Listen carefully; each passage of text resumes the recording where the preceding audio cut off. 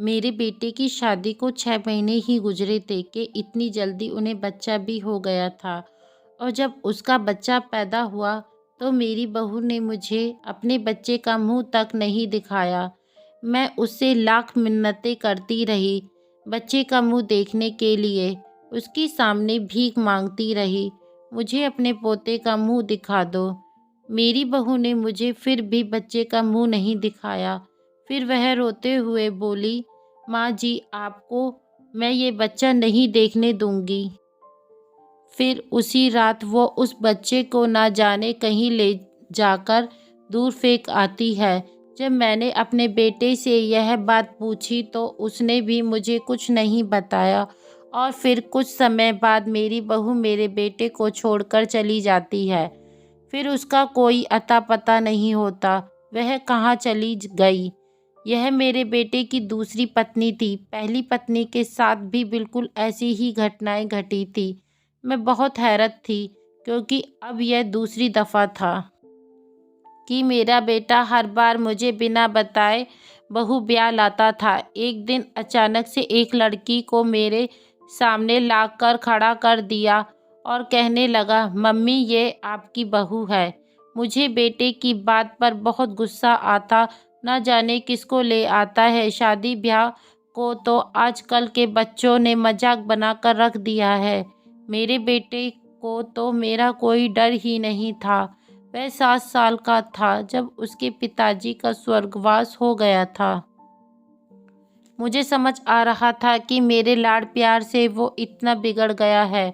उसके बगल में एक खूबसूरत सी लड़की जो लाल जोड़े में मेरे सामने खड़ी थी, जिसे वो मेरी बहू कह रहा था। कुछ देर बाद दोनों ने मेरे पैर छूकर अपने कमरे में चले गए। शाम को मेरी बहू मेरे लिए चाय बनाकर ले आई और कुछ देर में मेरा बेटा भी वहीं चाय पीने बैठ गया। चाय पीते हुए वह लड़की बिल्कुल चुप, अपने ख्यालों में गुम और बेखबर सी बैठी थी। चाय पीने के बाद बेटा बाहर चला गया। तब मैंने उस लड़की से पूछा, तुम्हारा नाम क्या है? मेरे सवाल पर उसने मुझे देखा। उसने बोला, मेरा नाम नेहा है। फिर मैंने उससे पूछा, तुम कहाँ से हो? वो लड़की बोली, मैं जयपुर से हूँ। मेरे घर में कोई नहीं है, माँ बाप बचपन में गुजर गए थे। इतना कहकर उसने अपना सर नीचे कर लिया।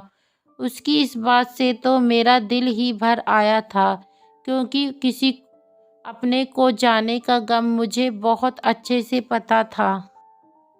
मैंने भी तुरंत उसको अपने सीने से लगा लिया, क्योंकि वो बच्ची मेरी वजह से दुखी हो गई थी।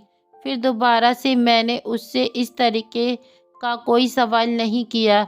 शुरू शुरू के दिन में तो वह बस अपना घर का काम करती और अपने कमरे में चली जाती। फिर सारा दिन अकेली कमरे में बैठी रहती। फिर धीरे धीरे बहू मेरे पास शाम को आकर बैठ जाती, मुझसे बातें करती, मेरा ख्याल रखती। अब मुझे भी अपनी बहू से थोड़ा सा लगाव होने लगा था। बेटा तो सुबह गया रात को ही आता था, यूं ही वक्त गुजरता चला गया। मुझे हैरानी तब हुई जब 6 महीने में ही मेरी बहू ने एक बेटे को जन्म दे दिया। मुझे अब समझ आ रहा था कि ये उनकी शादी से पहले का बच्चा है, वरना किसका बच्चा 6 महीने में होता होगा। लेकिन मैं खुश थी, चाहे कुछ भी हो, बच्चा तो हमारा ही है।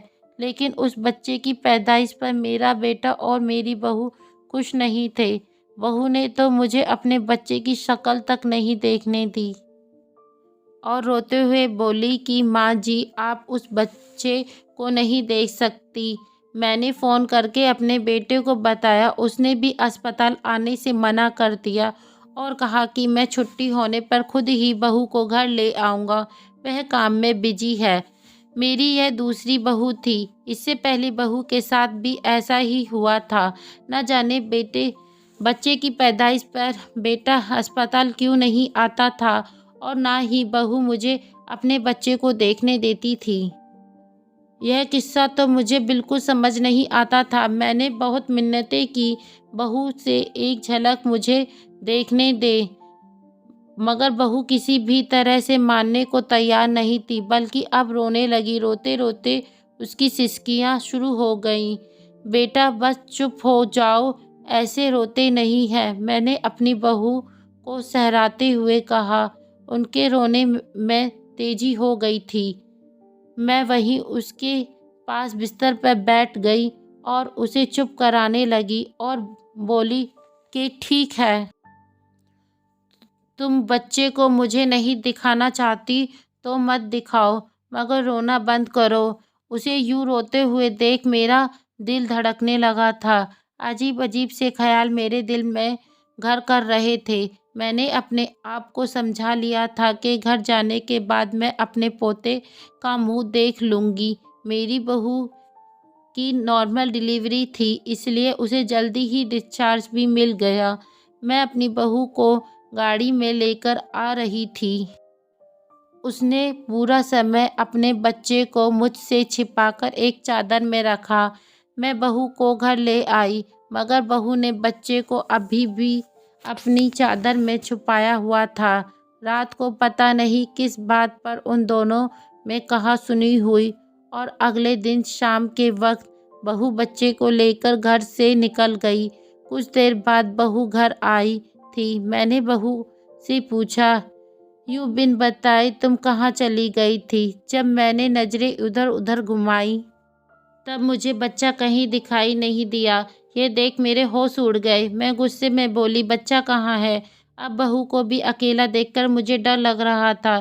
तब बहू ने बोला, मैं उसे छोड़ आई हूँ जहाँ उसका ठिकाना था। कहाँ है मेरा बच्चा, मेरे बेटे की औलाद, मेरे जिगर का टुकड़ा? किसी से भी बिना पूछे कैसे तुम उसे कहीं छोड़ आई? मैं रोते हुए बोली, कितने वक्त बाद मुझे बच्चे का सुख मिला था। मेरा घर परिवार पूरा लगने लगा था और फिर सब कुछ उजड़ता हुआ महसूस हो रहा था। फिर वह रोते हुए बोली, उस बच्चे से आपका या आपके बेटे का कोई मतलब नहीं था, बस इसलिए मैं उसे फेंक आई हूँ और मैं किसी भी बात का आपको जवाब देना ज़रूरी नहीं समझती। मैं एकदम झटके में आ गई। आखिर यह सब क्या चल रहा था? अगले दिन नेहा भी अचानक से घर से गायब हो गई। नेहा कैसे जा सकती थी यूं अचानक, और कहाँ जाएगी? उसका तो कोई नहीं है। फिर अचानक कहाँ गई? जब मैंने अपने बेटे से पूछा कि नेहा कहाँ गई है, तब उसने बोला कि उसकी बीवी का कहीं चक्कर था। वह किसी भी हालत में इस घर की करीबी में नहीं रहना चाहती थी, इसलिए वह चली गई है। जबकि मेरा दिल किसी भी हाल में यह मानने को तैयार नहीं था। बेटे की हर बात पर यकीन तो कर लेती, लेकिन इस बार मेरा दिल मानने को तैयार नहीं था। नेहा अपनी मर्जी से घर छोड़कर गई है। अब मुझे अपने बेटे पर बहुत गुस्सा आ रहा था कि वो क्या कर रहा है। कुछ ही दिनों बाद मुझे अपने बेटे से इतनी नफरत सी हो गई। कभी कभी ऐसा लगता था, भगवान ऐसे बेटे से तो मुझे औलाद ही नहीं देते तो अच्छा होता, कम से कम ये दिन तो नहीं देखती। नेहा ने अपनी मर्जी से घर छोड़ा था। मेरी तो जैसे रातों की नींद उड़ गई थी। हर वक्त मेरे दिमाग में कई सवाल घूमते रहते थे, लेकिन उनका जवाब मेरे पास नहीं था। जिसके पास था वह मुझे बताना नहीं चाहता था। लेकिन अब मैंने इरादा कर लिया था कि सच क्या है जानकर रहूंगी। इस सब के पीछे का राज हकीकत से पर्दा उठाना था। शायद मेरे बेटा किसी बुरी संगत में पड़ गया था। एक रात मेरा बेटा थका हुआ था। रात को घर आया तो वह बिस्तर में जाकर सो गया। मैंने भी चुपके से उसकी जेब से उसका फ़ोन निकाल लिया। फ़ोन लेकर मैं अपने कमरे में आ गई। तब मैंने उसका फ़ोन चेक किया तो उसमें व्हाट्सएप पर नेहा का नंबर था, क्योंकि उस पर उसकी फ़ोटो दिख रही थी। उस फ़ोटो में वह बहुत खुश नज़र आ रही थी। मैंने जल्दी से उसका नंबर निकाल लिया और बेटे का फ़ोन उसके कमरे में ले जाकर रख दिया। अगली सुबह मैंने नेहा का फ़ोन मिलाया तो किसी औरत ने फ़ोन उठाया। मुझे लगा रॉन्ग नंबर लग गया है। तब मैंने बोला, मेरी बात नेहा से हो सकती है क्या? वो औरत बोली, नेहा अभी बिजी है, जो बात है आप मुझसे बता सकती हो। मैं उसकी माँ बोल रही हूँ। क्यों ये सुनकर तो मेरे होश ही उड़ गए, क्योंकि नेहा ने तो बताया था कि उसका कोई नहीं है, फिर उसकी माँ कैसे हुई?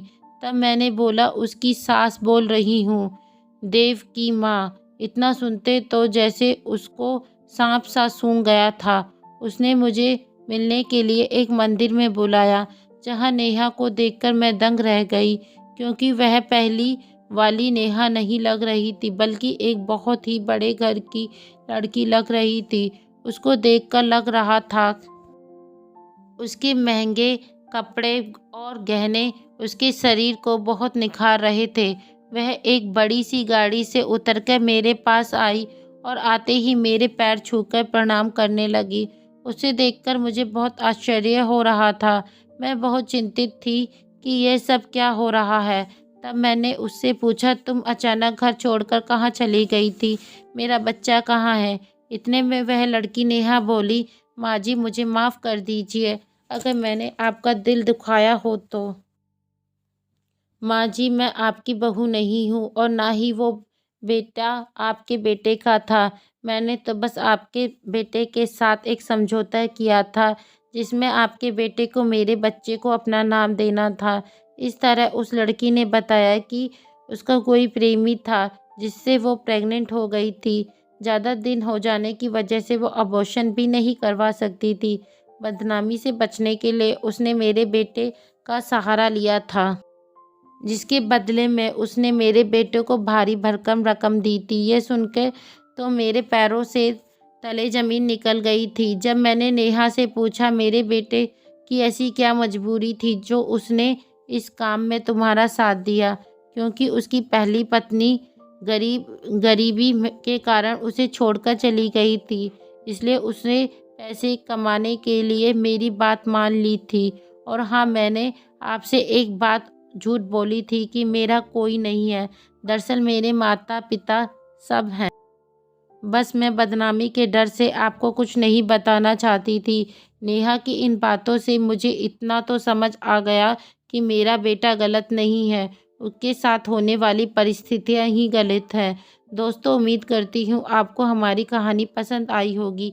कहानी पसंद आई है तो वीडियो को लाइक करें, चैनल पर नई है तो चैनल को सब्सक्राइब करें, ताकि मेरी आने वाली हर नई कहानी आपको समय पर मिलती रहे।